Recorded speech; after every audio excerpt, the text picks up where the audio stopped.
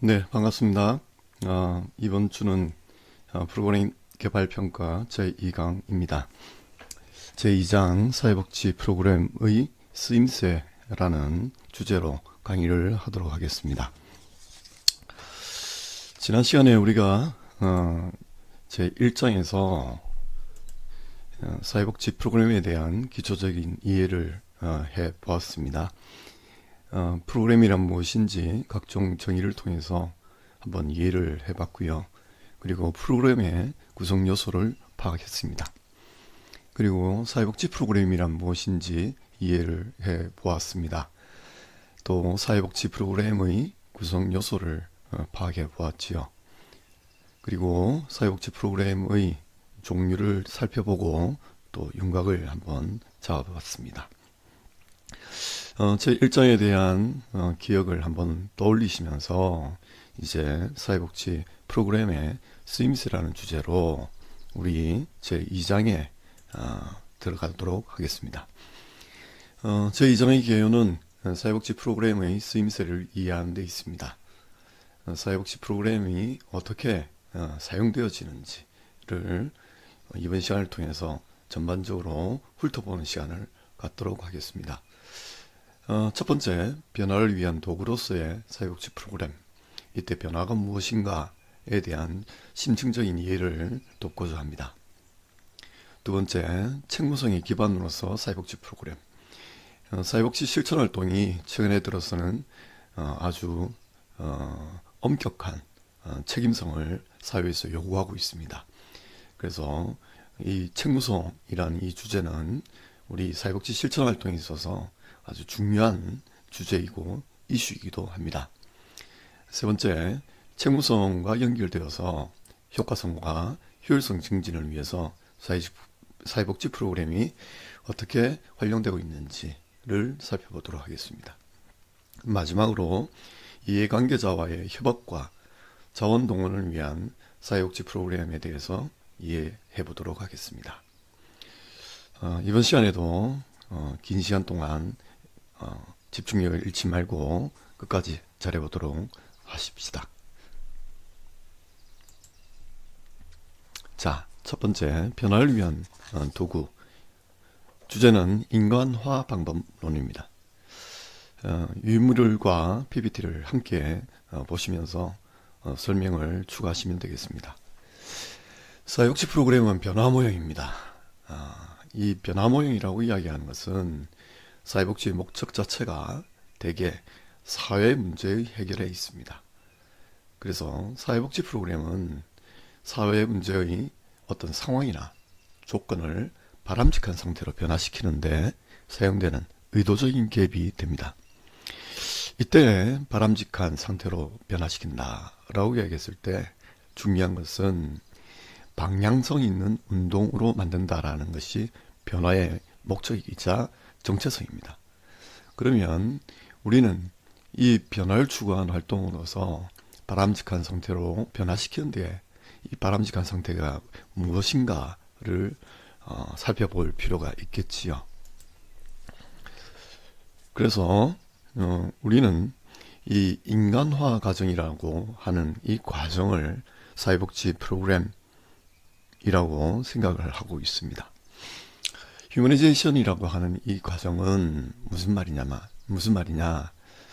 우리 사회복지 실천 활동이 추구하고자 하는 가장 기본적인 방향은 인간의 존엄성에 있습니다. 사회복지 실천 활동은 사람이 본래적으로, 그러니까 생득적으로, 이 말은 생득적이라는 뜻은 태어나자마자 얻게 되는 이라는 뜻입니다. 그래서 본래적으로 가지는 존엄성이 있는데 이 존엄성을 발견하고 또 드러내고 유지하여서 비존엄을 양산하는 제도들 그리고 각종 노력들에 대해서 저항하는 활동이 사회복지 실천 활동이라고 이야기할 수 있겠습니다. 사회복지 실천 윤리의 그리고 철학의 가장 기본 토대가 인간의 존엄성입니다. 인간화 과정은 이 인간의 존엄성을 지키기 위한 과정입니다. 이 인간의 존엄을 앞서 말씀드렸지만 발견하고 드러내고 유지하는 그런 활동들의 총체가 인간화 과정이라고 이야기할 수 있겠습니다. 인간화라는 용어는 브라질 교육학자 파울로 프레이리가 먼저 이야기했던 내용이었습니다.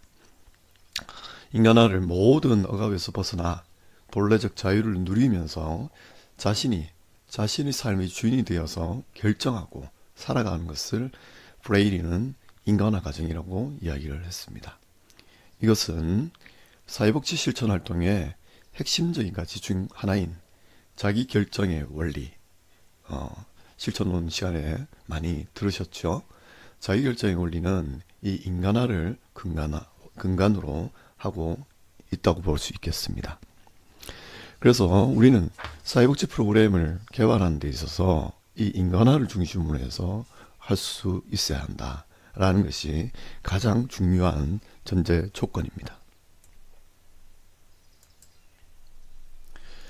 그래서 사회복지 실천 활동의 초점은 인간화를 통한 인간 존엄성의 회복과 유지가 사회복지 실천 활동의 초점이라고 볼 수 있겠습니다. 사회복지 실천 활동을 체계화하고자 하는 이 사회복지 프로그램을 개발하는 데 있어서 이 전체적인 과정은 인간화 과정에 초점을 두어야 합니다. 사회복지 프로그램은 사람을 더욱 사람답게 살게 하기 위한 체계적이고 전문적인 노력입니다. 그래서 인간의 존엄성은 그 어떤 가치보다도 그 위에 있다고 볼 수 있겠습니다. 인간화를 위한 4가지 활동 영역을 우리가 한번 살펴보겠습니다. 사람이 사람답게 산다는 것, 다음과 같은 4가지 정도는 기초적으로 우리가 유지해야 된다라고 볼 수 있겠습니다. 첫 번째, 기초자원의 결핍에서 벗어나 기본적 생존 욕구를 해소하는 것, 만족시키는 것을 뜻하시겠죠. 두 번째, 직간접적인 폭력에 의한 파괴에서 벗어나는 것을 이야기합니다. 세 번째, 사람이 사람답게 산다는 것은 부당한 억압으로부터 자유로운 것을 뜻합니다. 마지막으로 자아실현을 통한 행복 유지 등이 사람이 사람답게 산다는 것을 이야기할 수 있겠습니다. 이번 시간에는 이 4가지에 대한 성찰을 한번 같이 해보도록 하겠습니다.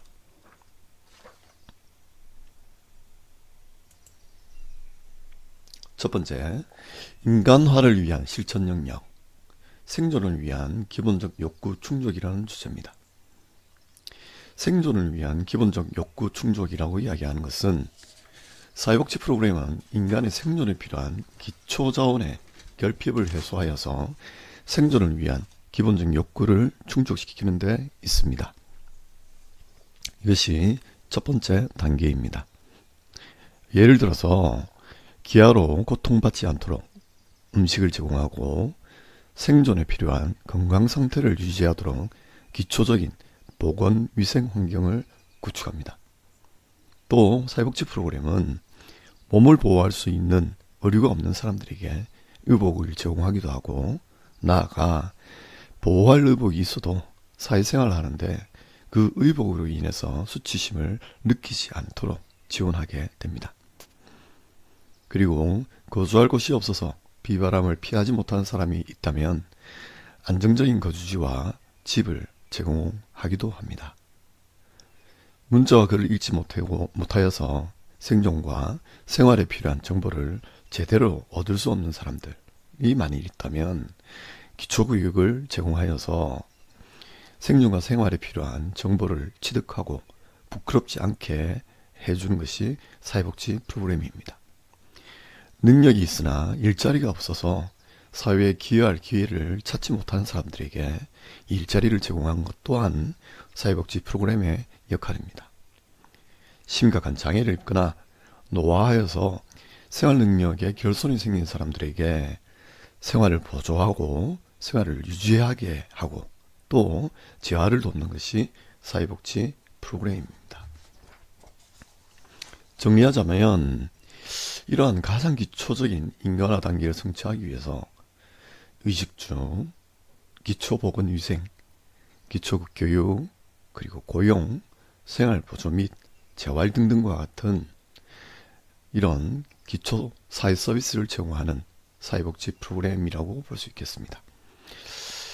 우리는 이런 가장 기초적인 단계의 생존을 위한 기본적 욕구 충족을 위한 노력으로서 이 사회복지 프로그램이 전 세계적으로 또 국내에 아주 가까운 지역사회 내에서 여러 가지 많은 활동들을 하고 있는 것을 볼 수 있습니다.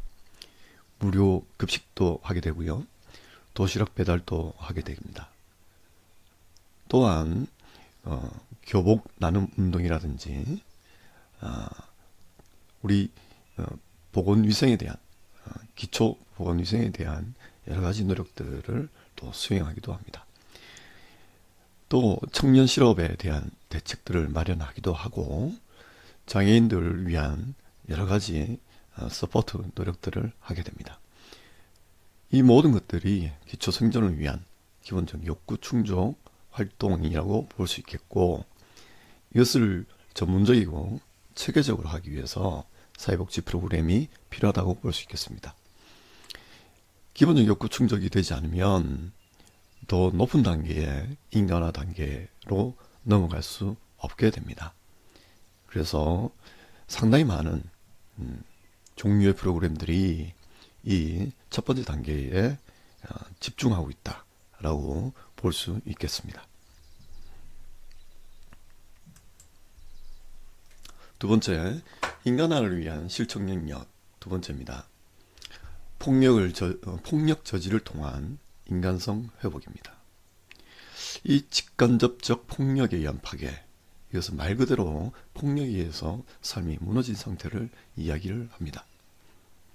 폭력은 신체적 폭력부터 시작해서 정서적 폭력에 이르기까지 아주 넓은 범주에 이른다는 사실을 여러분들은 잘 알고 계실 겁니다. 예를 들어 사회복지 프로그램은 가족 구성원에 의해 학대를 당하는 아동이나 노인의 삶, 학교폭력의 희생자, 성적폭력의 희생자, 각종 범죄의 희생자, 무차별 폭력과 혐오 대상자, 또 내전을 포함한 전쟁에 의한 희생자, 정치적 폭력에 의한 희생자, 국가폭력의 희생자 등에 대한 대응책이라고 볼 수 있겠습니다. 이런 직간접적인 폭력의 결과로서 많은 사람들이 빈곤으로 진입하고, 그러니까 가난해지고 기초적인 건강의 유지가 불가능해지기도 합니다. 또한 성장과 발달이 저해되기도 합니다. 나아가서는 자아를 상실하기도 하고요. 또 정상적인 사회관계를 형성하기 어렵게 됩니다. 말 그대로 전체적인 삶이 무너지게 된다는 뜻이죠. 폭력은 인간성을 해치는 아주 중요한 사건입니다. 그래서 사회복지 프로그램은 다양한 폭력들에 대한 적극적인 개입들을 고민하고 또 적극적으로 행동하고 있습니다. 다음으로 인간화를 위한 실천력 세 번째입니다. 부당한 억압으로부터의 자유를 추구하는 것입니다. 모든 사람들은 자유롭고 싶겠지요. 또 억압으로부터 탈피하고 싶습니다. 얼쇼리스라는 사람이 억압에 대해서 설명합니다. 얼쇼리스는 어떤 사람이냐면 우리가 잘 알고 있는 인문학 프로그램, 그러니까 인문학 운동의 주창자였습니다. 얼쇼리스가 만든 인문학 프로그램은 클레멘트 코스라는 프로그램이었습니다. 소크라테스식 철학을 강조했던 프로그램이었지요. 얼쇼리스는 어디에 관심이 많았었냐면 왜 가난한 사람들은 계속 가난할까? 가난에서 벗어나게 할 수 있는 방법들은 물질적인 소유 그것밖에 없는 것일까? 라고 고민을 했었습니다. 얼쇼리스는 사회적 취약계층, 특히 빈민의 시민성을 회복시키면 스스로의 삶을 변화시킬 수 있을 것이고 그 변화는 결국 빈곤의 탈피로 이어질 것이다 라고 기대했었습니다. 그러면 빈민의 시민성을 회복시킨다 라고 이야기했을 때 이 빈민의 역량 증진을 위한 가장 중요한 방법론으로 얼쇼리스는 철학을 생각했습니다. 스스로의 삶에 대해서 생각할 수 있는 힘, 타자에 대해서 생각할 수 있는 힘, 또 세계에 대해서 판단할 수 있는 힘, 그리고 스스로의 삶을 결정하고 그 결정을 노력으로 끝까지 밀어붙이는 힘, 그것이 철학의 힘이라고 생각을 했었습니다. 그렇기 때문에 클레멘트 코스라고 이야기하는 인문학 프로그램을 만들었었습니다. 그러면서 얼쇼리스는 폭력과 억압을 구분하기 시작했습니다. 앞서 이야기했던 두 번째 인간화를 위한 실천 영역에서 우리는 폭력을 다루었습니다. 나아가서 얼쇼리스는 억압에 대해서도 강조해야 된다고 보고 있습니다. 이 억압은 폭력을 야기하거나 선택하게 한다. 그리고 그에 순응하게 해서 자아상을 무너뜨리고 인간성을 무너뜨리는 어떤 힘이 있다. 그 근본적인 힘이 억압이다 라고 보았습니다. 그래서 그 억압에 대한 관심을 사회에 적극적으로 요구하기 시작합니다. 생각하는 존재로서의 인간, 빈민도 다 마찬가지겠지요.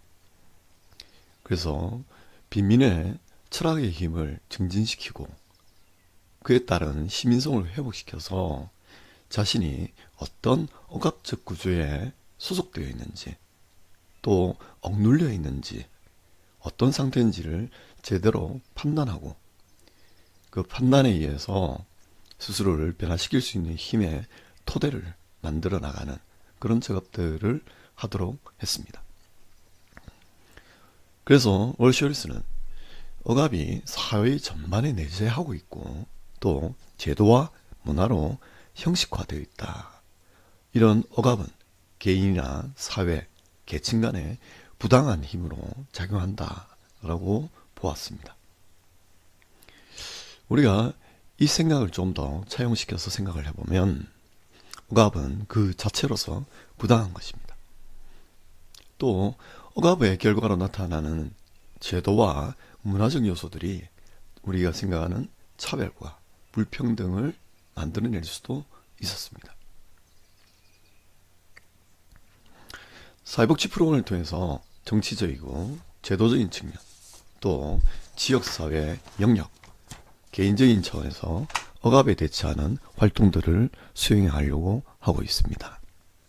예를 들어 인종에 대한 차별, 종교적 박해, 성차별, 또 성인지 감수성 불충분으로 인해서 소수자들을 혐오하는 것, 또 부와 자산의 소유 여부에 따라서 불평등한 상태, 또 장애인에 대한 차별, 최근에 많은 연령에 대한 차별, 또 획일주의에 의한 문화 다양성의 위축, 소외와 배제에 의한 사회적 고립, 고독사라고 이야기할 수 있는 사회적 타살 등등이 사회적 억압의 양상이고, 우리 사회복지사들은 사회복지 프로그램을 통해서 이러한 억압의 구조와 억압이 만들어내는 제도와 문화 그리고 개별적인 사안들에 대해서 적극적으로 개입을 하려고 하고 있습니다.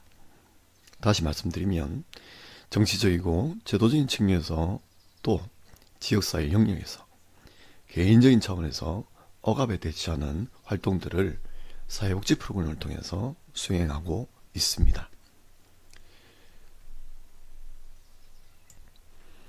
다음으로 인간화를 위한 실천 영역 네 번째입니다. 모두의 자아 실현입니다. 사회복지 프로그램은 궁극적으로 인간화를 추구하고 있고, 인간화의 가장 최종적인 단계는 자아 실현이라고 볼 수 있겠습니다. 이 자아 실현이라는 용어를 심리학적으로 구체화시킨 사람은 에이브럼 메슬로우입니다. 에이브럼 메슬로우는 이 자아 실현에 대해서 진정한 자신에게 가까워지려고 하는 욕망이다. 자신이 진정으로 될 수 있는 정점에 이루고 싶은 욕망이다 라고 설명하고 있습니다. 자아실현은 끊임없는 노력과 성찰에 의한 자기 발견과 수용, 성숙을 뜻합니다. 자아실현이라고 얘기해서 가지고 싶은 직업을 가진다든지, 그냥 아무 생각 없이 행복하다든지, 편안한 힐링의 상태에만 머물고 있다든지, 그런 것을 뜻하지 않습니다. 그 이상의 끊임없는 노력과 성찰에 의해서 스스로를 발견하고 자신을 수용하고 성장시키는 것이 자아실현이라고 보았습니다.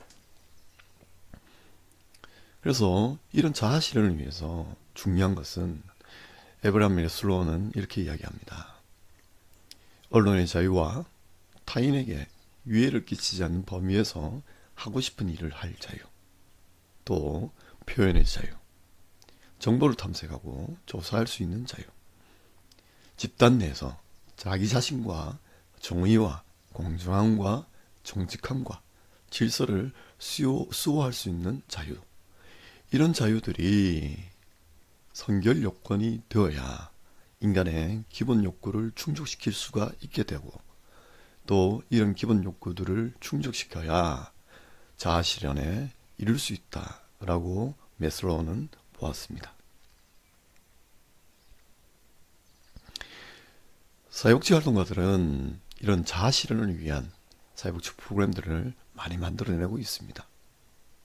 이런 자아실현을 위한 사회복지 프로그램은 기본적인 인권 보장의 토대 위에서 타자와 질적으로 좋은 관계를 유지하고 궁극적인 자신을 발견해내며 끊임없이 성숙시키는 노력을 전문적으로 원조하는 것입니다. 중요한 것은 우리 사회복지 프로그램은 기본적으로 인권 보장의 토대 위에 있어야 합니다. 그래서 사회복지 실천 활동가들은 인권에 대한 관심이 상당히 높습니다. 또한 자아실현이라고 이야기하는 것은 우리는 사회적 동물이기 때문에, 사회적 존재이기 때문에 타자와의 관계를 중요하게 생각하고 있습니다. 상대방을 인간으로 보지 않는다면 우리 스스로가 사람답게 살고 있는 것이 아니겠지요. 그래서 타자와의 아주 질적으로 좋은 관계를 유지하는 것, 그것이 자아실현을 위한 중요한 조건이자 결과이기도 합니다. 또 궁극적인 자신을 발견한다. 타자와의 질적으로 좋은 관계 내에서 자신을 발견해내고 끊임없이 성숙시킨다. 자기와 타자와 그리고 우리의 세계를 계속 성숙시키는 노력이 자아실현을 위한 사회복지 프로그램의 노력이라고 볼 수 있겠습니다.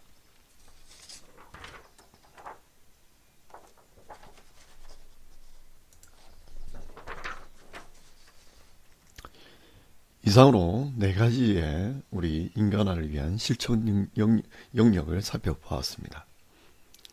사회복지사는 변화 전문가입니다. 사회복지 프로그램은 기본적으로 변화 모델에 입각한다고 말씀드렸습니다. 그래서 사회복지 프로그램을 통해서 사회복지사는 모든 사람이 자신과 타인의 존엄을 지키는 인간화 과정을 수행하는 전문가라고 볼 수 있겠습니다. 수용하고 조사하고 이해하고 종합적인 자원을 제공하고 또 지지하고 옹호하고 대변하고 통제하며 동행하고 지도하고 점검하며 교정하고 감독하고 격려하는, 그리고 공생하는 관계의 전문가들입니다. 우리는 변화의 방향과 과정 그리고 방법론을 이해하고 고도로 숙련한 사람이 되어야 합니다. 우리는 이때의 방법론이라고 이야기하는 것은 프로그램 개발이라고 말씀드릴 수 있겠습니다. 우리의 전문적인 실천 활동을 프로그램화시키지 않는다면 우리의 변화가 큰 의미가 없을 것이고 그 의미는 영향력이 없을 것입니다. 우리의 변화가 영향력을 가지게 될 수 있으려면 우리 스스로의 자신과 그리고 타인의 존엄을 지키는 인간화 과정에 충실해야 합니다. 프로그램은 변화의 틀입니다. 변화를 사고하게 만들고 또 변화를 추적하게 하고 변화를 평가하게 하는 틀입니다. 우리가 상상하는 변화라고 하는 것은 존엄을 지키는 인간화 과정이라고 말씀드렸습니다. 하기 때문에 프로그램은 인간을 비인간화시킬 수 있는 가능성을 늘 염두에 두어야 합니다. 프로그램 자체가 하나의 변화의 틀이기 때문에 투입 요소, 과정 요소, 결과 요소로 나누어집니다. 인간을 투입하고 인간을 과정으로 보고 인간을 결과로 보는 틀이 프로그램이라고 말씀드릴 수 있겠습니다. 그런데 이것을 너무 지나치게 단순화시키면 비인간을 야기할 수 있게 됩니다. 도구를 목적화해서는 안 되겠지요. 우리 사회복지 실천 활동가들은 사람을 대상화하지 않습니다. 이때 대상화를 한다라는 뜻은 사람을 인격체로 보고 우리와 관계하는 정서적인 존재로 봐야 하는데 사람을 객체로 보고 또 사람을 하나의 수단으로 보는 것을 대상화한다라고 말씀을 드릴 수 있겠습니다.